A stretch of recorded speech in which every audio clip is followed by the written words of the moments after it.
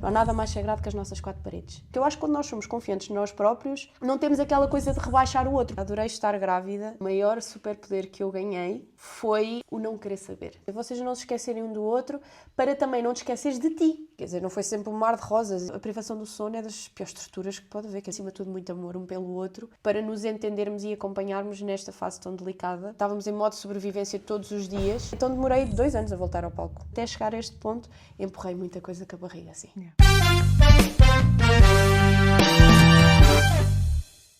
Bem-vinda, Joana. Obrigada, Tatiana. Obrigada por estares aqui e por teres despendido aqui do teu tempo, que é escasso, cada vez é mais escasso, para estares aqui comigo hoje. Obrigada. Na verdade foi um intervalo, porque tu sabes, as mães, vais perceber entretanto, as mães não têm muito tempo livre. Então qualquer pequena tarefa que uma pessoa arranja para fazer, a gente diz que sim, senhor, e vamos, prontos. Para mim é uma ida ao spa. Ah, ok. O teu filho autorizou-te a estares aqui? Autorizou. Olha, nós conhecermos foi uma coisa muito fixe, foi sem querer, não foi? Foi estilo, tipo um convite espontâneo e olha, seja o que Deus quiser, bora lá. Foi sim, não senhora. Foi? E ainda bem que aconteceu, porque é fixe eu ter-te conhecido, partilhar o palco contigo e esperamos que... Agora não, agora dá-me só uma pausazinha. Eu espero por ti. Espera por mim, mas depois acredito que isso vai acontecer muito mais vezes, porque acho que nós resultamos naturalmente, não sei verdade. se sentes isso também. É uma simbiose muito... É uma coisa muito bonita, é verdade. É isso, é por aí. Portanto, espero que isso aconteça muito mais vezes. Depois, só apresentar-te aqui um bocadinho do objetivo desta conversa. É um bocado puxar a brasa à minha sardinha. Tu já és mãe, portanto, passares-me aí todos esses conselhos. Um bocado aqui nesta ótica do empurrar com a barriga, é um bocado um trocadilho que eu arranjei, no sentido de ligar aqui a nossa atividade profissional com o facto de querermos ser mães, o que é que isso influencia na nossa vida, o que é que não influencia. Portanto, é um bocado por aí, ligar produtividade com procrastinação, e é isso que eu gostava de ouvir da tua parte, porque é essas coisas que me passam pela cabeça e ando aqui a matutar. Portanto, é um bocado puxar a brasa à minha sardinha nesse sentido. Exato. E também partilhar a tua experiência, porque acredito que muita gente se vá rever na tua. Tudo bem que todas nós temos uma experiência diferente, mas acredito que muita gente se vá Sim, há pontos que rever. são sempre comuns. Comuns, não é? Pronto. Começando aqui então pelo princípio. Com que idade é que foste mãe do Salvador? Eu fui mãe ali a roçar aos 27. Foi no ano que eu fiz 27 anos. Que é engraçado porque o meu pai também foi pai aos 27. Foi meu pai, que eu sou a primeira filha. Mas sinceramente, se eu tivesse sido mais cedo também não me chateava nada, porque foi uma coisa que eu sempre quis muito que acontecesse. Então o Salvador foi muito pensado, muito querido, muito desejado. E veio na altura certa, eu acho, porque ali aos 26, 27, quer dizer, ainda és uma menina, a bem dizer, mas ao mesmo tempo já tens a maturidade certa para encarar o papel da maneira que deves encarar. Portanto, acho que foi a idade porreira para ser mãe. O Salvador foi planeado? Planeadíssimo. E não demorou nada a fazer, foi assim... Foi rápido, Foi, tivemos para aí um teste negativo, acho eu. E logo a seguir lá veio ele. Pensaste muito nesta questão da carreira? Ou é tipo, vamos em frente e siga e logo se vê? Na altura não precisei de pensar muito porque agora eu faço isto o tempo inteiro, mas na altura era mais um hobby que propriamente uma carreira. Ok. Então não foi muito necessário pensar nisso. E eu também acho que se nós pensarmos demasiado nas coisas, especialmente para decisões destas, há muito aquela coisa do momento certo, não é? Sim. E se nós estivermos sempre à espera do momento certo, ele nunca chega, porque tu nunca vais reunir todas as condições e todas, quer dizer, as condicionantes para... Quer para tudo, quer para ter filhos, quer para casares, quer para comprares uma casa, o que quer que seja. Se estivermos sempre a pensar demasiado nas coisas, então o Salvador foi muito desejado, mas não foi propriamente pensado.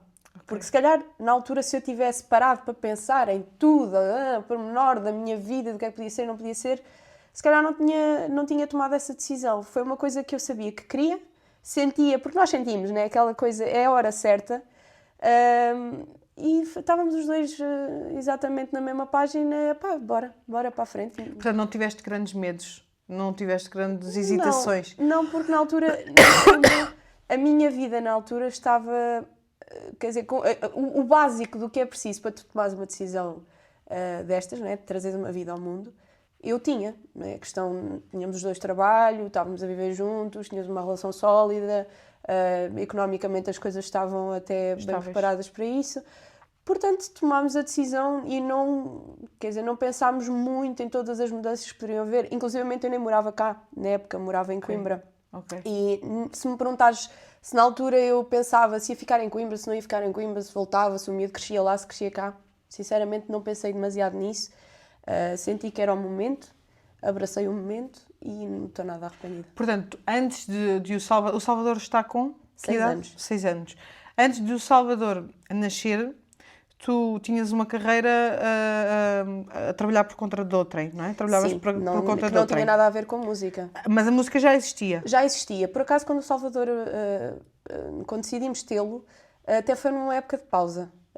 Depois a dificuldade veio já depois dele nascer, que aí sim, essa decisão de não é o momento de voltar ao palco, essa foi tomada conscientemente, porque eu sabia que não era o momento e sentia que não era o momento. Mas claro, continuavas no teu trabalho, óbvio, com licenças à mistura, na altura, não? Licenças e Covids. Na altura okay, foi assim uma época estranha. O Salvador nasceu na pandemia, foi assim uma época estranha. Mas recebi alguns convites para bandas e não sei o quê e achei que não era o momento. Mas para mim, quer dizer, cada bebê é um bebê, cada situação é uma situação, teve a ver com as minhas circunstâncias na altura e com o meu bebê. Claro. Então demorei 2 anos a voltar ao palco. E quando voltei... Fizeste mesmo essa pausa? Fiz mesmo essa pausa. Na música fiz mesmo essa pausa. E depois, quando voltei, foi toda uma adaptação, né? Porque noites e o ritmo, quer dizer, é tudo muito diferente. Um bebê de 2 anos ainda dá muito trabalho. E o meu filho sempre foi muito... Como passámos tanto tempo juntos, especialmente porque ele nasceu na época da pandemia, então era uma coisa... O pai ficou muito mais tempo em casa que aquilo que era suposto. Que era suposto, claro. Aquilo que era normal, não é? Portanto, foi uma coisa que Salvador estávamos ali muito isolados, até pelo próprio isolamento da situação, não é? Porque o Covid recria isso. Sim. Estávamos muito os três e especialmente estávamos muito os dois. Conclusão, essa volta ao palco foi um processo não só para ele, mas também para mim. Eu ainda amamentava nessa altura, portanto logo aí mais um desafio. E ele estava muito habituado a mim. E os bebés ligam a tudo, ao nosso cheiro, sabem se estamos, se não estamos, a presença. Não quer dizer que fiquem maltratados com os outros, não é isso. Mas a mãe é aquela coisa. Claro. E no caso do Salvador, essa ligação sempre foi muito forte entre nós os dois. Aliás, tu conheces perfeitamente como é que é. Ainda hoje é muito isso, é mamã. E foi todo um processo, mas também sinto que foi na altura certa. Embora eu tensionasse só voltar ao palco quando ele fizesse 3 anos. Mas a vida... fez-se de maneira a ter que voltar mais cedo. Ou seja, pronto, era aí que eu queria tocar, que quando é que foi espontâneo o facto de tu, neste momento estás a full time na música, não é? Como estavas a dizer. Foi uma decisão ou foi porque aconteceu? Foi um misto das duas coisas. Aconteceu, como eu disse, eu já tinha tido alguns convites que eu recusei porque achei que era demasiado cedo. Ok. Naquele momento aconteceu o convite e o meu instinto ainda era, não é o momento, mas ao mesmo tempo, quer dizer, já era um abalo económico que se sentia, não é? Claro. Portanto, essencialmente, a razão inicial foi, ok, está na hora de voltar ao trabalho, está na hora, economicamente, de voltar ao trabalho. E foi isso que aconteceu. Mas ao mesmo tempo, ainda bem, porque também me forçou a fazer essa adaptação. De outro modo, eu acho que os meus medos de que é que seria voltar e deixar o Salvador de noite e não sei o quê, tudo isso, sinceramente, ia-me travar muito mais. Portanto, ainda bem que foi assim, que o percurso foi feito dessa forma. Há muita gente que diz que o quão arriscado é viver só da música, entre aspas. Mas, na tua opinião, quão arriscado é também não ver o filho crescer numa idade que ele não passa mais por lá? Ou seja, focámos-nos muito na questão de é arriscado só viver da música e depois se aparece um Covid, tal e qual. Todos passamos por... Acho que todos nós tivemos essa vozinha na cabeça. Mas também o quão arriscado é o Salvador, tu não teres presenciado tudo aquilo que eu acredito que tenhas presenciado pelo facto de estares a trabalhar por tua conta, não é? Teres essa liberdade de tempo. Na verdade, é uma bênção poder fazer isso, e também só posso fazer isso porque felizmente tenho ao meu lado alguém que também me dá esse suporte para poder fazer isso, porque claro. Acaba por não ser dependente só da nossa escolha. Na esmagadora maioria das situações nem sequer é possível, até a nível económico, certo. Não é possível fazer isso, e não quer dizer que para mim tenha sido mais possível fazer. Quer dizer, não foi sempre um mar de rosas, e foi sempre preciso também fazer contas, fazer sacrifícios, fazer cedências, mas para já era uma coisa que eu queria muito, o acompanhamento da criança, pelo menos ali até aos 3 anos, até à idade de irem para a pré-escola. Sim.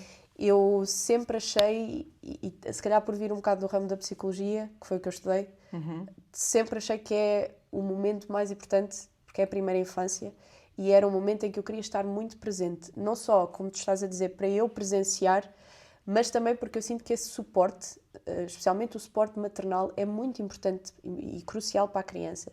E a verdade é que eu noto no desenvolvimento do Salvador, até na própria personalidade dele, noto as consequências positivas disso ter acontecido.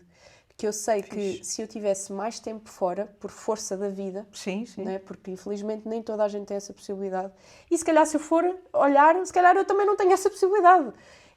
Sempre foi uma escolha muito nossa, ainda antes dele nascer, porque eu também tive a sorte de ter a minha mãe em casa quando eu era pequenina, durante imenso tempo, e eu sei, tenho a certeza que isso fez muita diferença.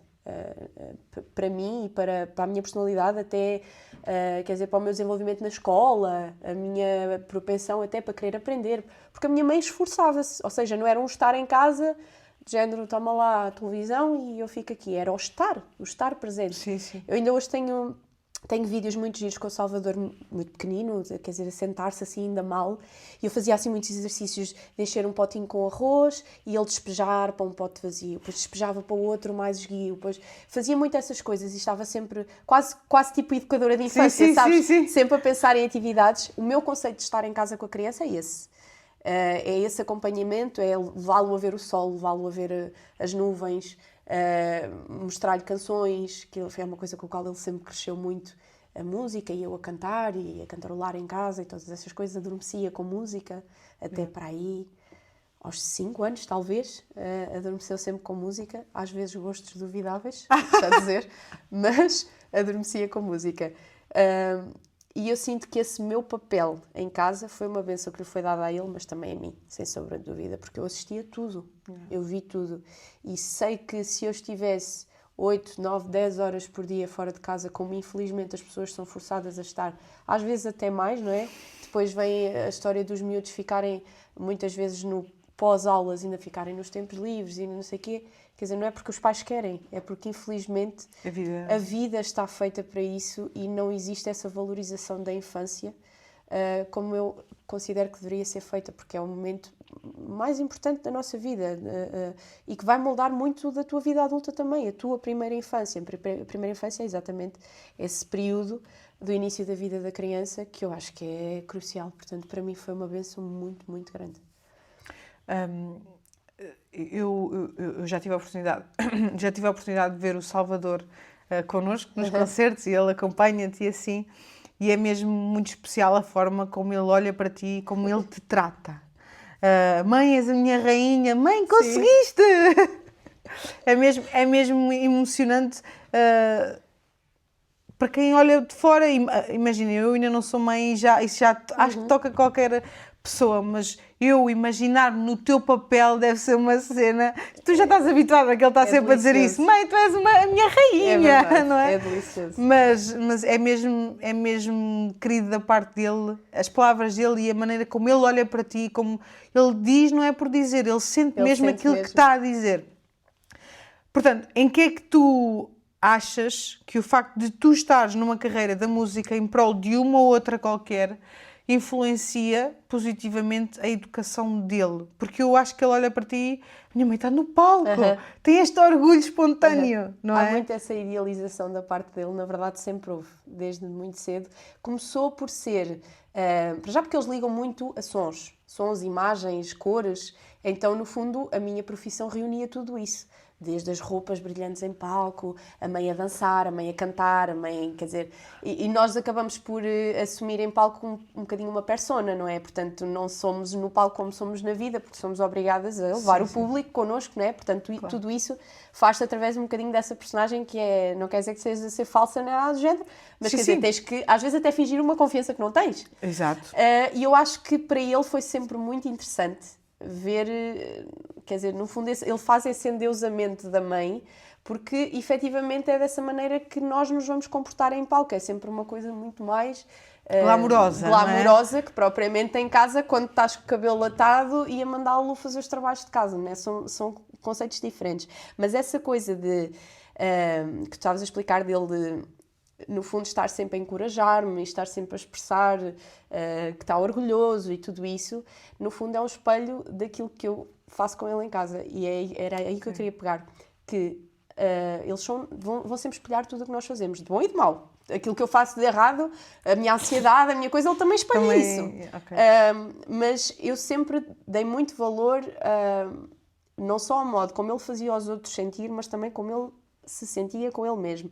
Então, desde muito pequenino, que essa coisa de boa filho, conseguiste, olha, agora não, mas vamos tentar de novo, sempre tentei muito que ele tivesse essa autoconfiança, se calhar porque é uma coisa que eu ao longo da vida nunca tive muito, e por isso é que eu estava a dizer que em palco acabas por ter que fingir, porque eu não sou propriamente, eu sei que em palco até acabo por dar essa impressão, mas eu sou uma pessoa com muito pouca, não diria autoestima, mas quer dizer, sou tímida, sou ansiosa, sou nervosa, então eu até costumo brincar com uma coisa que é verdade, que é o facto de eu ver muito mal. Para mim um truque é não ver, é não levar óculos, não levar lentes, não levar nada, porque nós conseguimos abstrair de qualquer micro-reação que as pessoas estejam a ter, porque isso na minha cabeça fervilha completamente. E eu sempre quis que ele tivesse essa autoconfiança nele próprio e que a transmitisse aos outros. Porque eu acho que quando nós somos confiantes de nós próprios, não temos aquela coisa de rebaixar o outro, pelo contrário. Isso. Temos a coisa de elevar o outro.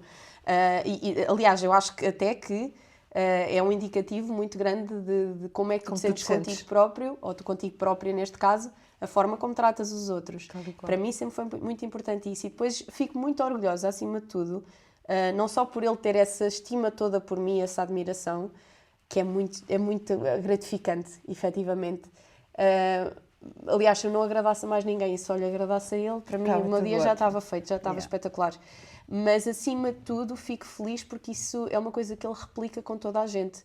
Ele é capaz de estar aqui e estar a dizer: Tatiana, tu és muito simpática, tu és muito querida, percebes? É uma coisa muito dele. E eu acho isso delicioso, porque acho que criei, deste à parte, um ser humano maravilhoso. E que ele continue sempre assim. Mesmo, concordo. Estamos aqui a falar um bocado do pós-parto, porque também o Salvador pronto, eu convivo com ele, portanto é fácil eu falar dele. Mas recuando aqui um bocadinho para a fase que eu estou a viver neste momento, da gravidez, foi uma gravidez tranquila? Mais ou menos. Passei um bocadinho mal de início. Primeiro trimestre? Sim, foi muito complicado. Desde houve ali, se calhar, uma Estás semana... a ver? Dizem que eu não tive enjoos porque é menino, mas tu também tiveste um menino e tiveste enjoos. Não tem nada a ver. Não. Eu tive para aí uma semana e meia em que eu não conseguia pôr nada ao estômago.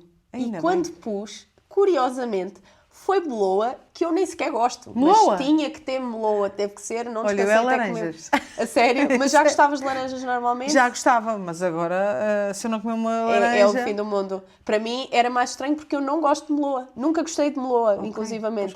Mas o Salvador adora. Portanto, provavelmente já devia ser ele a pedir. Não sei bem como é que essas coisas funcionam, mas efetivamente deu-me essa coisa. Mas foi uma gravidez em que eu me senti... eu fiz uma barrigona. Mas uma senhora Desde barrigona. Início? Desde início. Eu com 2 meses já... aliás, quando eu contei à minha família que estava grávida, eu já... não digo como tu estás, mas metade do que tu estás. E era uma coisa muito recente. Foi sempre, portanto, eu quando cheguei ao final da gravidez, já estás a ver os pinguins a andar? Era eu. Ao mesmo tempo era, aliás, se eu te mostrar fotografias, já assim do final, pá, era uma bola autêntica, a minha cara inchadíssima, quer dizer, uma coisa...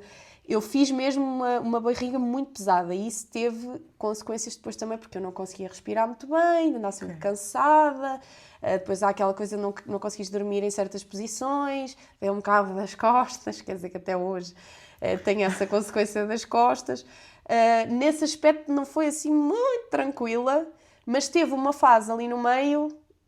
que era porreirinho. E era, tipo o segundo trimestre? Sim, que no fundo é ali a fase em que nós até já estamos habituadas ao facto de estarmos grávidas, sim. Já estamos habituadas a termos ali um peso extra e algumas mudanças a acontecer. Portanto, eu já tinha aquela coisa de andar sempre com a mãozinha na barriga, estava até mais bonita, até tinha uma franjinha assim muito engraçada, por acaso estava fofinha nessa fase, mas depois para ali para a frente, esquece, parecia, o meu pé... Pareciam 3 pés. Tiveste de retenção de líquido. Ai, mulher, aquilo era, olha, esquece. Ali para o final era muito complicado. E lembro-me que, salvo erro, no 7º mês, 7º, 8º, tive que ficar em repouso total. Okay. Porque eu lembro-me de às vezes estar só a lavar a louça, o simples facto de eu estar em pé.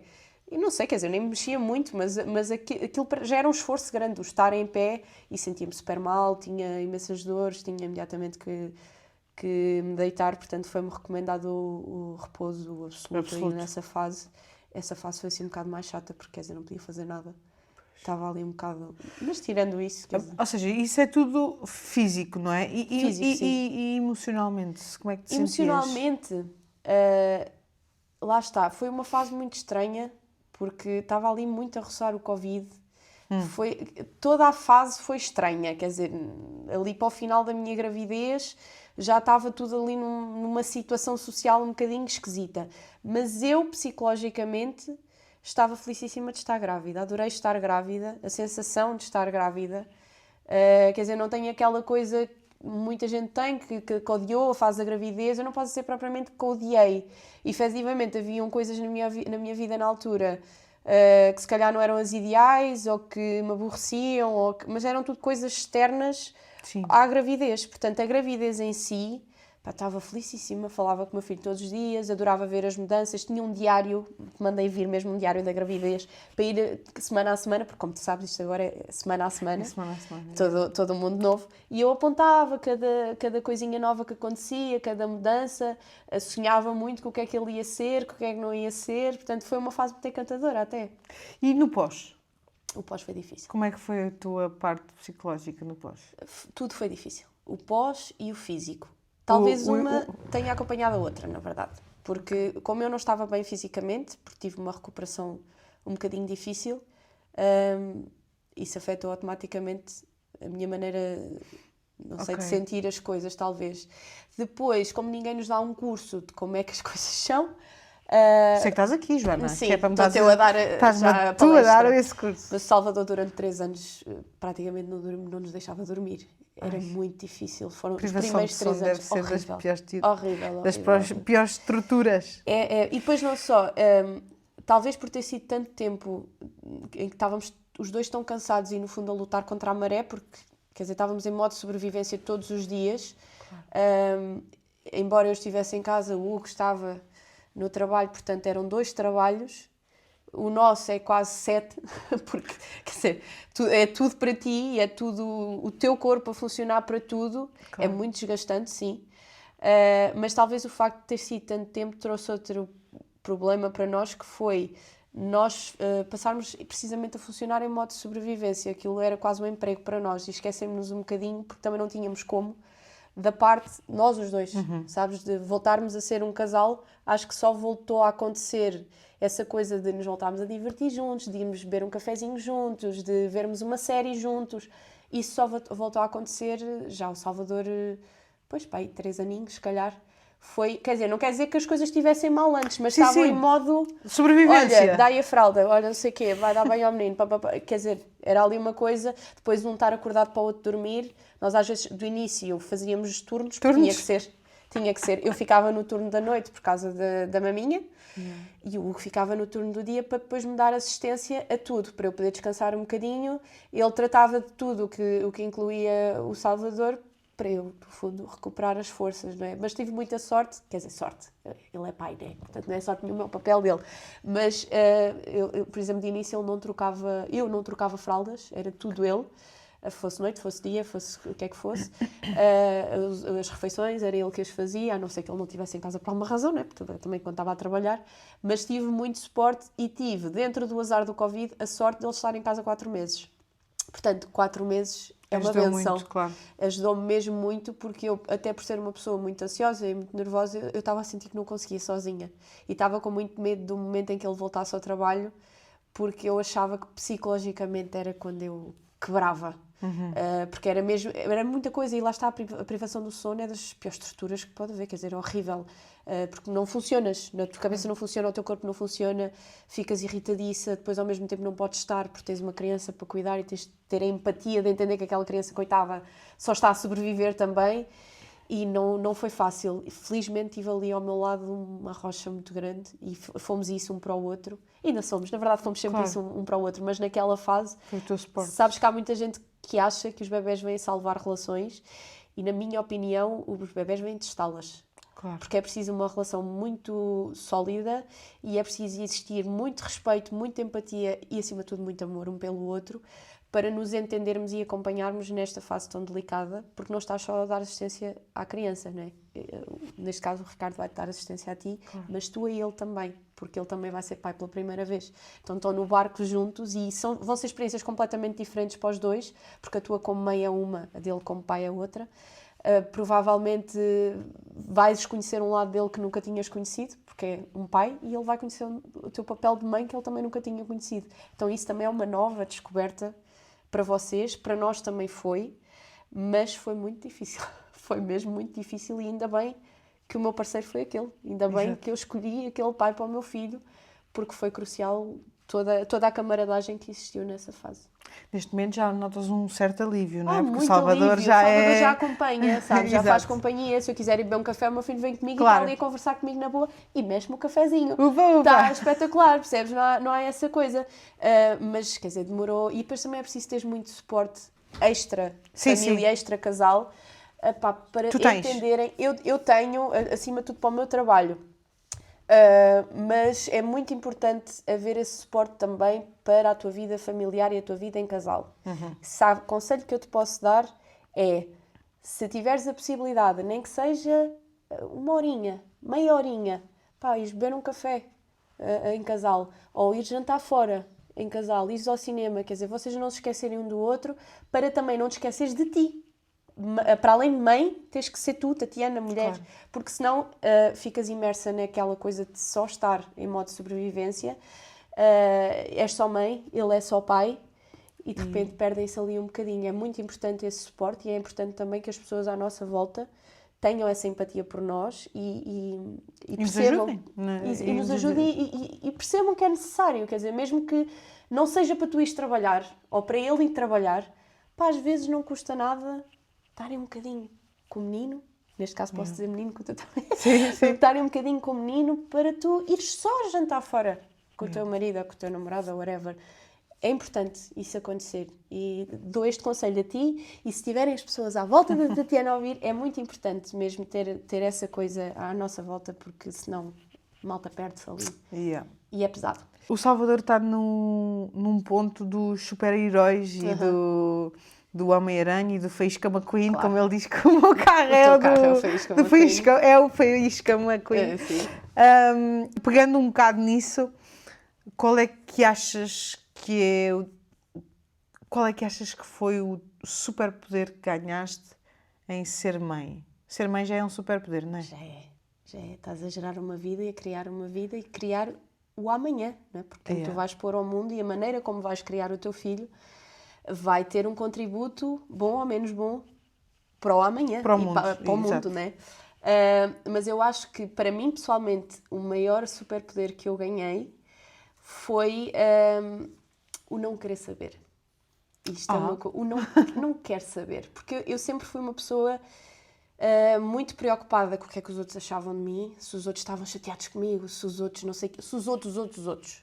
E sempre vivi muito a minha vida para não desagradar aos outros, às pessoas à minha volta, até às vezes desconhecidos, quer dizer, não, sempre fui muito aquela coisa do people pleaser, sabes, para ninguém ficar aborrecido comigo ou chateado comigo ou não sei o quê. Depois de ser mãe, eu aprendi a não querer saber.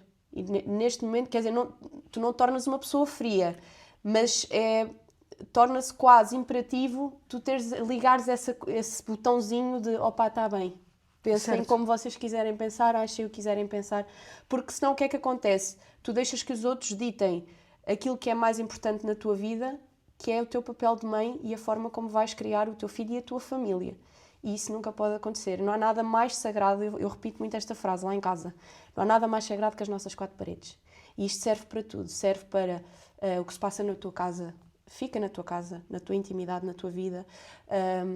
Tu, em casal, obviamente, os dois blindarem aquelas 4 paredes para que nada, o lixo lá de fora não passe lá para dentro, não molde como é que vai ser o ambiente em tua casa e na tua família e para o teu filho. E blindares o teu filho também disso, porque, repara, se tu não estiveres bem, ele não está. Portanto, se tu permitires anular-te ou permitires que os comentários dos outros ou os objetivos ou expectativas dos outros de como é que tu devias estar a fazer ou de como é que tu devias levar as coisas moldem efetivamente como tu as levas, isso vai passar automaticamente para o teu filho. E tu vais ser uma pessoa muito mais frustrada, aborrecida, quer dizer, andas ali em stress sempre, ai meu Deus, o que é que ele vai pensar e o que é que aquele não sei o quê. Então, o não querer saber é um superpoder que dá muito trabalho, especialmente quando se é como eu, que é uma coisa, para mim é antinatura, o não querer saber, mas fui obrigada a não querer saber. E sinto-me muito mais leve desde que aprendi a ligar esse botão, porque percebi que, mais do que qualquer pessoa, mais do que qualquer circunstância, núcleo, quer que seja, importa aquilo que eu acho que é melhor e aquilo que é a minha maneira de fazer as coisas, a minha maneira de viver a maternidade, importa como é que eu acolho o meu filho. Há muito aquela coisa, tu já deves estar a lidar com os palpites e com não sei o quê, isto começa logo na gravidez, não é preciso a criança nascer. E não quer dizer que seja por mal, as pessoas não fazem isso por mal. Só que, efetivamente, às vezes aborrece um bocadinho. E quando a criança nasce, esses palpites vão quase tornar-se imposições.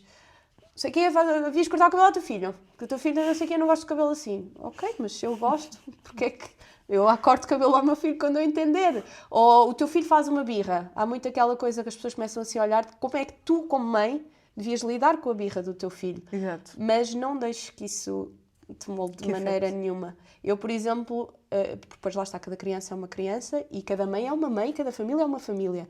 O meu filho, por exemplo, não lida bem com o grito, não lida bem com a ordem, quer dizer, eu posso estar ali meia hora, não dá em nada. No momento da birra, se eu me acalmar e me focar em acalmá-lo primeiro, que geralmente é um abracinho, ele começa e eu ando cá, ele acalma-se. Quando ele está calmo, aí sim, olha, Salvador, não devias ter feito isto, porque e ele absorve a informação muito melhor do que naquele momento de stress. Mas eu noto que muitas vezes as pessoas à minha volta estão na expectativa e ficam assim a olhar assim um bocado, estão naquela expectativa de que eu naquele momento vai explodir também. Tenha que explodir também, ou tenha que, sei lá, há pessoas que ainda acham que eu tenho que dar uma palmada, ou que eu tenho que dizer, nunca dei uma palmada ao meu filho na minha vida, espero nunca dar. Também levei algumas e não morri. Claro, está tudo ok. Certo, sim.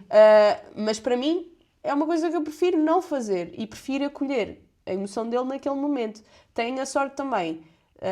Salvador, por exemplo, não é uma criança muito birrenta ou muito mal educada, mas quando tem aquelas crises, especialmente por ser uma criança ansiosa, mas quer dizer, o que seria eu criticar a ansiedade dele se eu sou a pessoa mais ansiosa que eu conheço, né? Depois temos de fazer também uma introspeção e perceber, quer dizer, que nós como pais, ou por sermos pais, não somos donos da verdade, nem somos perfeitos, e a criança, por ser criança, não deixa de ser um ser humano também. Claro. Né? Portanto, acolher a criança é muito importante. E, epá, não ligares àquilo que te dizem, foca-te como é que tu queres viver a tua maternidade e como é que queres criar o teu filho e liga o botão. Focar na nossa própria intuição, não é? Sim. Joana, estamos a terminar. Eu costumo pedir conselhos, mas não preciso mais. Está bem, já me passaste. Obrigada por todos aqueles que partilhaste aqui. Acredito. Mas queria terminar com uma pergunta ligada aqui ao tema desta conversa, que é... Tu ainda andas aí a empurrar alguma coisa com a barriga? Todos empurramos alguma coisa, não é? Mas algo que, quando eu te falo quando eu digo esta expressão, venha à memória, ou algo que já tenhas anteriormente empurrado com a barriga e que, entretanto, já está resolvido? Eu acho que dei muito tempo a empurrar as coisas com a barriga, mas, acima de tudo, acho que foi uma coisa para comigo. Ou seja, dentro da maternidade, ou dentro até da música, acho que não o fiz muito. Se calhar um bocado na música. Por eu ser ansiosa, tenho muito aquela coisa de ver o copo meio vazio. Acho sempre que é tudo horrível, que nada vai funcionar, que nada vai resultar. Portanto, essa coisa eu empurrei muito com a barriga, mas lá está. Tive, felizmente, e tenho um parceiro incrível ao meu lado, que acima de tudo é o meu melhor amigo, e que sempre fez muita força para eu ir cantar, para eu ir não sei o quê. Pá, e daí foi uma roda viva até o dia em que nós nos conhecemos, né? Portanto, foi uma roda viva até aos dias de hoje, felizmente. Acima de tudo, o que eu acho que empurrei muito com a barriga foi precisamente esta coisa que eu te disse, de atender demasiado às expectativas dos outros e ao que é que os outros esperavam que eu fosse, quer na maternidade, quer na vida, não é? Sim. E foi um exercício que eu tive que fazer comigo própria e separar as coisas e perceber que aquilo que os outros acham ou consideram não tem que ser forçosamente a forma como eu penso ou como eu vivo a minha vida. Os outros não são obrigados a entender tudo, mas eu também não sou obrigada a explicar tudo. E, desde que eu esteja bem, a minha família esteja bem, o meu filho esteja bem, sinceramente, é a única coisa que me importa. Mas até chegar a este ponto, empurrei muita coisa com a barriga, assim. Obrigada. Obrigada, amiga.